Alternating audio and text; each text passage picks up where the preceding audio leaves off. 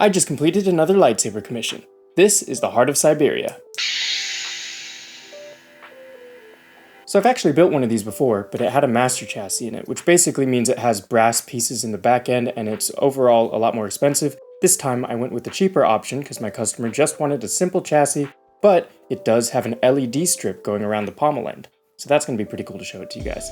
Anyways, like always, if you guys are interested in commissioning a lightsaber build from me, feel free to contact me on Instagram or my website, averycastillo.com. Now, without further ado, let's get right into showing off the lightsaber. Alright, let's start by going over the hilt. This hilt was designed by Denis Lukyanov, and I believe it was based on a Kylo Ren concept art, but then he made a bunch of changes to pretty much make it his own. And this is really cool because it has a super unique feature where you can open up a window here and reveal the crystal chamber. So it has two methods of crystal reveal. One there, and then one through a broken section right there. Another cool thing is at the top here we have a retention screw for the blade that you can just unscrew by hand because it's glued onto this knurled bit. There you go. You can see the NeoPixel connector in there, the lens on top. Just tighten that up. And then we have a red wire coming through. You can see the inspiration from Kylo Ren's saber. These are all accent pieces, these red bits. And in my previous build, I used Loctite to hold them in place, but this time I used 3M double-sided tape, really, really thin, in order to stick it on, just in case he wants to send this in to be weathered in some form or fashion. But this is just so that you can peel it off. If you do peel it off carefully just through the bottom. Try not to bend the top, because these little stick pieces, they bend pretty easily. Now, how you access the lightsaber, there's only one way you access the lightsaber. Sorry about that, turned on gesture controls, so now it goes off whenever I twist it. It's a 2-button setup. This should be the activation. This one's the auxiliary. I'll tell you more about the accent LEDs at the bottom, but that's one thing my customer wanted in this setup, which luckily the chassis that is pretty simple and really nice comes from Tirfon Orbital, where he includes a section where you can put an LED strip. Now let me go over that. How you undo this is you pull on the red wire. So as you can see, I cut it so it's pretty hidden. So whenever you want to take the hilt out or undo the hilt and put the pommel back on, you just pull on the wire here, slide it out, and then you can unscrew and then you can put it back in. The top part here is being held in with some Loctite. I wouldn't recommend pulling on it. It's pretty solid, but it's a tiny amount of red wire there because there's not much space I can hide a cut. It's just in one of these two sections, so that's why it's held on with a tiny bit of glue. And then whenever you want to reassemble the hilt, you just put it in place, try and keep it flat so it makes it easier for you, and then it goes right in. Can't even tell that there's a seam. So we'll undo this and unscrew the bottom. Oops. Doing it on camera is weird. There we go. Alright, so let me go over that again, just so you don't get thrown off. Super easy to hit these buttons, unfortunately.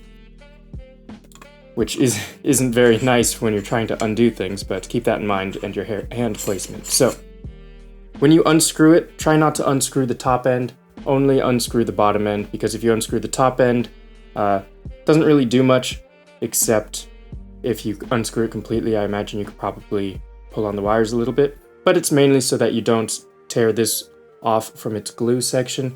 So try and keep this top half locked in, and yeah, just unscrew this bottom part. So once you undo this, mind your hand placement. You could even grab the metal part. There we go, and just unscrew the bottom. It'll take a couple bits of practice. I haven't had enough practice with it, but that's how you do it.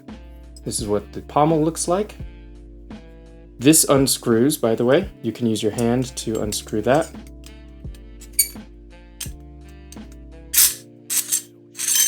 There we go. You'll never need to take this out, luckily, because it's a little annoying. I'll add some grease onto the threads before I send it out, just so that it's not super annoying. But even so, you should never have to take... Jeez. Keeps rolling on the button. There we go. Okay, so that's the look at the pommel. We'll put it off to the side for now. And then here is the chassis. So the chassis has some really cool designs. Nice and simple on that side, and this section has a lot of complicated tubing and whatnot. Again, this chassis is from Tirfon Orbital. He makes fantastic chassis, some of my favorite, if not my favorite designs out there. And then this section I worked on and I'm very proud of, so let me talk about this. This, as you could see, is the pixel accent strip that goes all the way around 360 degrees, and I diffused it. So typically, when you have LEDs, you don't really want them shining directly because it could hurt your eyeballs. It also doesn't look very good. So what I did was I 3D printed a circle, made it the correct diameter, correct thickness, and then I sanded it. And then I try my best to diffuse it as much as possible because the clear filament isn't very useful in diffusion. So what you have to do is you have to prep it to sort of make it more milky looking, I guess, more frosted. So what I did was I used a Dremel, sanded the outside, sanded the inside. I also used sandpaper to sand the outside and sand the inside. And I don't exactly know how to prepare plastic, so what I also tried doing was I used some acetone, a very tiny amount, and rubbed it on it a few times, did more sanding, and then I tried applying heat to it to see if that did anything. No idea, but whatever I did, it came out really, really well. I'm very proud of the final finish of this. And then in order to get it on, you take the circle, you cut it with some wire cutters, so that it's a very thin line, and then you could spread it open, clamp it on, and then I used some E6000 right there, and you can barely tell that there's a seam. And I made sure that it's not over a pixel either, so all the light looks fantastic. So let me just turn this on and you can sort of see the animations I set up for it. So it starts here, goes around, and then it sort of diffuses into this red-orange color. It does react to some effects, such as lockup and also lightning block. Forgot how to do lightning block with Proffie, but when you turn it off, it will cool down and then eventually turn off. Because I found if you had this thing on, it just was really annoying to look at. So I just keep the crystal pixel lit up. And then yeah, this is going to be the setup for all the fonts. If you want to change them, it's all in the config file, and I will have customization resources down in the description. But other than that, yeah, let's get into more of the lightsaber. Let me talk real quick about the crystal. It's a real quartz crystal that I put in there. Looks really, really nice.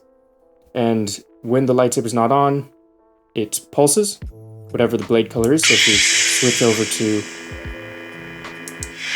a different font, Blue. It'll change color as well. Yellow. And then you can switch back by pointing down and pressing the auxiliary. Blue. If I can just... Come on. Red. There we go. Alright. And then when you turn it on, it'll sort of flicker into the blade color and then it'll mimic the blade. When you turn it off, it'll do the same as the pommel and it'll do a cooldown.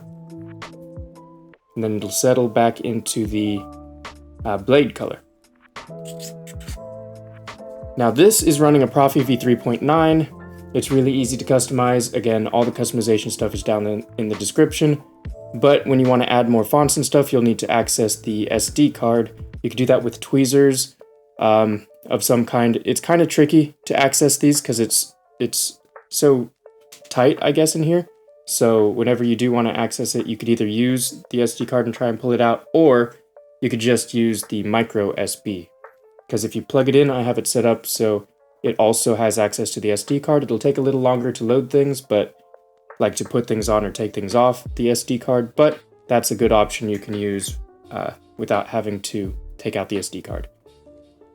Other than that, yeah, you'll need a 90-degree micro USB. There is a kill switch in here. It's hidden at the very bottom. You just flick that. There you go. 28mm bass speaker, 18650 lithium-ion battery. If you want to remove it, I recommend taking something like the back end of your tweezers. Boom. Pops right out. You could also probably give it a little smack. But yeah, negative towards the speaker, positive towards the crystal and the blade. Just pop it in there, and you're all set. With that being said, let me show you the different fonts. And this does take a 1-inch blade. I won't be putting it in here right now though, because it's too difficult to set up with my desk and stuff, because I've got too much stuff here. But what you do is you just unscrew that, boom, take your 1-inch blade, put it in, and I like to press it down like that and just hold it down while I screw it in, so I make sure that the contacts are properly making contact. So yeah, I did show you that in the beginning of the video. It does work. So for now, I'm just going to show it off, all the fonts, and just cycle them through like this. So this is the red font. This is my standard font package. So it's got 15 or so fonts. Oh, right. Then you want to put this in. There you go. Plastic blocks. The controls and such, I'm not too familiar with, so you're going to want to check out the link I have in the description, and it'll go over all the controls and whatnot. But I'll give you a couple basic ones that are nice. If you press the activation and auxiliary at the same time, starting with the activation, it'll show the battery level. It also shows on the bottom and the crystal. Basically, it's based on color, so when it's green, it's very full, and then it turns to red, I think, when it's not as full. Has gesture controls, so you can twist it. And then if you go the opposite direction, and do it faster than what I just did, so auxiliary and then activation, you're in the volume menu. You can go down and then up. Maximum volume. Right now I have the maximum volume set to, like, I don't know, 60%, or not 60%. It's a very low percentage, because I don't want to bother anybody. Volume. Volume menu end. But when I send it to you, I will make the maximum volume much higher. And let's go through the fonts. Green. Green.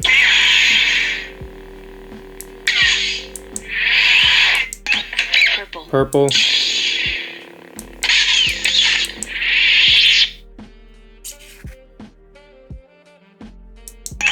Yellow. Yellow. White. Again, the Pommel is just going to do the same thing for every font. This is the weapon of a Jedi Knight. Yes. Jedi's weapon. Take your weapon. Strike me down with all of your hatred.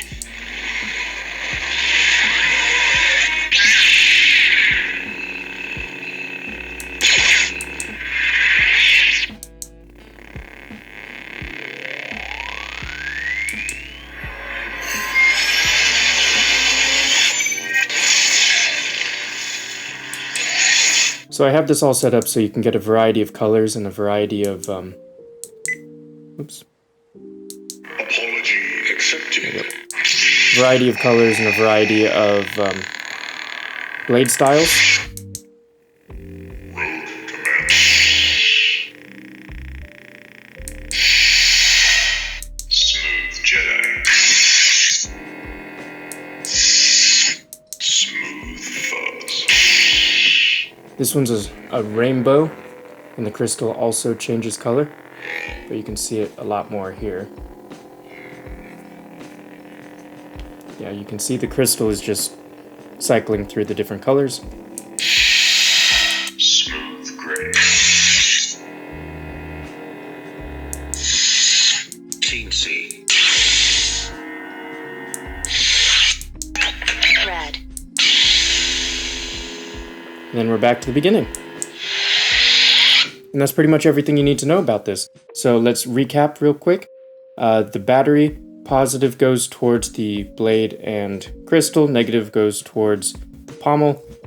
The accent strip is diffused, and it has the same animations for all the different colors and blade styles and fonts.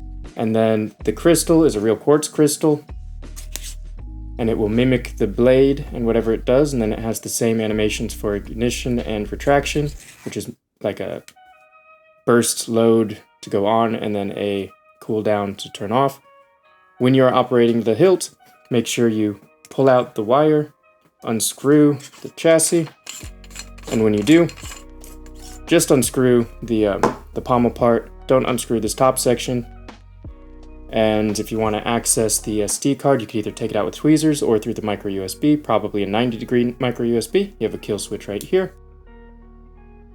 You can take the battery out like that.